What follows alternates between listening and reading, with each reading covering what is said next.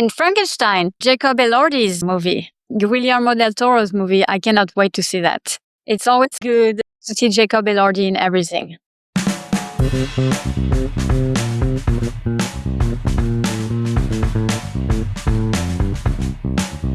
Welcome to Daily Variety, your daily dose of news and analysis for entertainment industry insiders. It's Tuesday, July 22nd, 2025. I'm your host, Cynthia Littleton. I am co-editor-in-chief of Variety alongside Ramin Satuda. I'm in LA, he's in New York, and Variety has reporters around the world covering the business of entertainment. In today's episode, we'll talk to our correspondent Nick Vivarelli in Rome and international editor Elsa Keslassy in Paris about the Venice Film Festival lineup, which was unveiled hours ago. We talk about the boldface names that are coming to the Lido, and Nick and Elsa dive right into all the politics swirling around the festivals. We also talk about the increasing competition between Venice and the Cannes Film Festival for hot titles and award season positioning. Before we get to that, here are a few headlines just in this morning that you need to know. Jon Stewart, Jimmy Kimmel, Jimmy Fallon, John Oliver, David Letterman, and more have rallied around Stephen Colbert amid the shocking news that CBS will end The Late Show next year. Most of what they said can't be repeated here because we're trying to keep it clean, but the anger is real. J.P. Richards and Carrie Moore are out as Lionsgate's heads of marketing.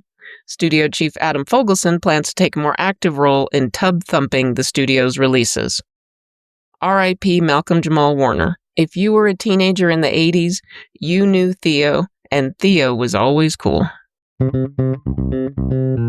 Now we turn to conversations with Variety journalists about news and trends in show business. Next up, international editor Elsa Keslassy and correspondent Nick Vivarelli have a discussion about the Venice Film Festival lineup that was released earlier today.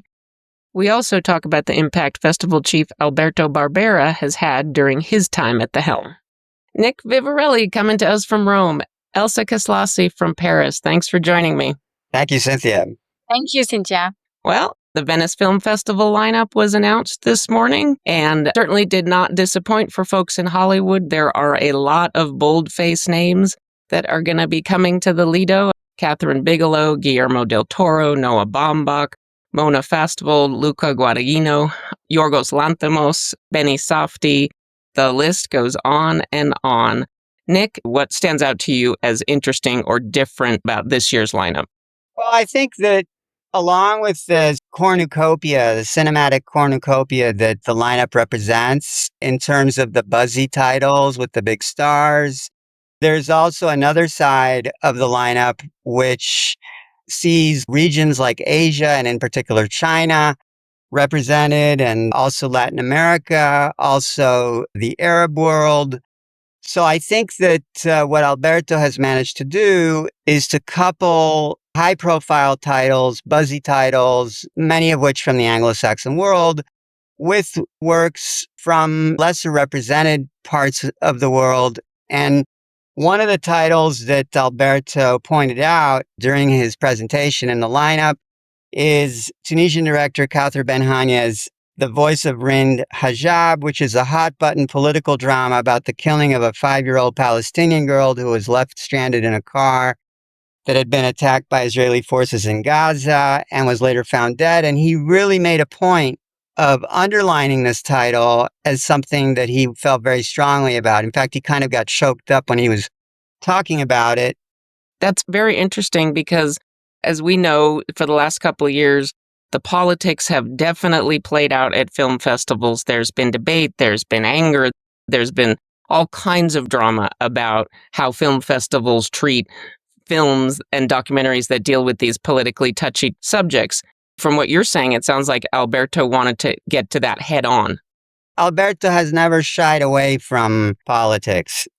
And I think in this case, he's not courting controversy, I think, and he said that, but he just, he pointed it out as a film that he thought is important, and it's probably going to be a film that's going to get talked about beyond films with George Clooney or Julia Roberts. Elsa, what stands out to you? It seems like it's going to be a really, really strong year for Venice. They're back in force. I think that in the last couple of years, people were thinking that maybe the power dynamic had shifted in favor of Cannes because they had such big success with Anora and a bunch of movies turning up in the Best Picture race. but I think this year with this lineup, Alberto Barbera has really shown that Venice is still a hugely popular and attractive launchpad for award season. The lineup, as I said, is extremely strong with a lot of anticipated movies. We're wondering if they were going to premiere in Cannes, and we were told, well, they're not ready. Well, they're going to be premiering in Venice. So I think that we can say that looking at Venice plus Cannes, we see more and more Hollywood movies premiering there. And the reason why is because AMPA's voters are increasingly outside of the United States. So it really shows that Hollywood studios know that in order to court voters outside of the US, Venice and Cannes are the top two launchpads. The other thing that I noticed is that Netflix, was absent from Venice last year. And this year they're back in force again with 3 movies.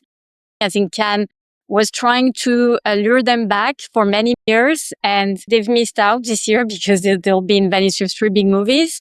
I would say one thing that's very attractive in terms of the Venice Film Festival over Cannes, for instance, is that critics tend to be way nicer in Venice than in Cannes. And that's actually a very good trigger for studios and people premiering movies. There's just so much competition to bring these movies. And of course, timing plays a role. Venice on the calendar at the end of August is well situated for award season because you're just starting the fall rollout of prestige films. What's the competition that Alberto Barbera and Thierry Frémaux, what's the courtship like when they go after these movies with big studios?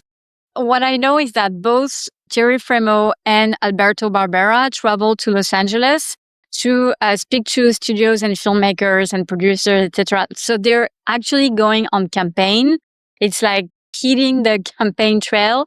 And what I've heard is that Alberto Barbera has been extremely, extremely competitive and going earlier and earlier. So actually, before Thierry Frémaux would be like the only one going first because Cannes is before Venice. So, logically, Thierry Frémaux was by himself in LA making meetings. But now Alberto Barbera is also going in January. They crossed paths, I heard, because they were both going after Martin Scorsese's latest film, and they were both like in LA at the same time. One of the elements that was a real turnaround for Alberto Barbera was in 2013 was a Warner Brothers film, which is Gravity. And Gravity really was a game changer for Venice because that was Alfonso Cuarón. I'm remembering. Yeah, Alfonso Cuarón. That had a good award season run that year.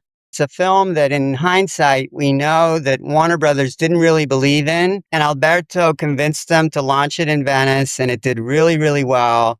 And since then, it kind of elevated Venice to a greater status. Let me close out, Nick, by asking you a little bit more about Alberto Barbera. It sure seems like he has raised the tempo and just the overall profile of the Venice Film Festival. What Alberto has is he's a very calm person. He's a very he's not particularly flamboyant. He does not fit the Italian sort of stereotype. He's a very hard worker and he's very reliable. Another thing that he did is he improved the infrastructure. We have to say that Venice benefited in a huge way from the clash between Cannes and Netflix, because ever since Cannes decided that they could not welcome Netflix movies in competition because of windowing rules, then Venice took away Netflix, and that's been a huge draw for them because all of a sudden they got all the Netflix movies premiering there. It started with Roma, and Roma was the first big Netflix movie that made a big splash at Venice, and all the other ones followed. So I think that was a big turning point. So Venice can thank Cannes for letting them have all the Netflix movies. And then I just want also to highlight the fact that Cannes is still the biggest showcase of international movies worldwide in the festival world. Elsa's French pride is showing here. No, that's fantastic. Let me close by asking you both, what are you most excited to cover when you get to Venice in about 5 weeks? Well, I can say I'm super, super excited to see Olivier Assayas's movie, The Wizard of the Kremlin, which is a movie that he was developing for so long. And it's impressive for a French filmmaker to have gathered such an, exclusive cast Jude Law, Alicia Vikander, Paul Dano. So, all those big stars in a French movie from Gaumont, I think that's a big source of pride. Awesome. Nick? Just because as a point of Italian pride, I'm very, very happy that we have an Italian director that has made a movie with Julia Roberts. And it's really a sort of testament to the fact that you can make it in Hollywood from Europe. And Frankenstein, Jacob Elordi's movie, Guillermo del Toro's movie. I cannot wait to see that. It's always nice to see Jacob Elordi in everything. Thank you both. Really appreciate it. And rest up, because I know covering these festivals takes a lot out of you. Thank you both. Thank you. Thank you, Cynthia. Ciao. Ciao. As we close out today's episode, here's a few things we're watching for. San Diego Comic-Con starts on Thursday. We'll hear from Adam Vivarelli in tomorrow's episode on what to expect from the big show. The Fantastic Four: First Steps arrives in theaters on Friday. It's a big movie for Marvel. The first reactions are in and the positive superlatives are flying. Another fan event that is on our radar is KCON, the Korean culture celebration that is coming back to downtown LA on August 1st. More to come on that. Before we go, congratulations to Peter Liguri. He's been up to CEO of audience measurement firm VideoAmp. Liguri is an alum of FX, Fox, and Discovery. He'd been chairman of VideoAmp since 2023, but now he's taking the operational reins. Thanks for listening. This episode was written and reported by me, Cynthia Littleton, with contributions from Nick Vivarelli and Elsa Keslassy. It was edited by Aaron Greenwald. Stick, Snick, Hick, Picks. Please leave us a review at the podcast platform of your choice, and please tune in tomorrow for another episode of Daily Variety.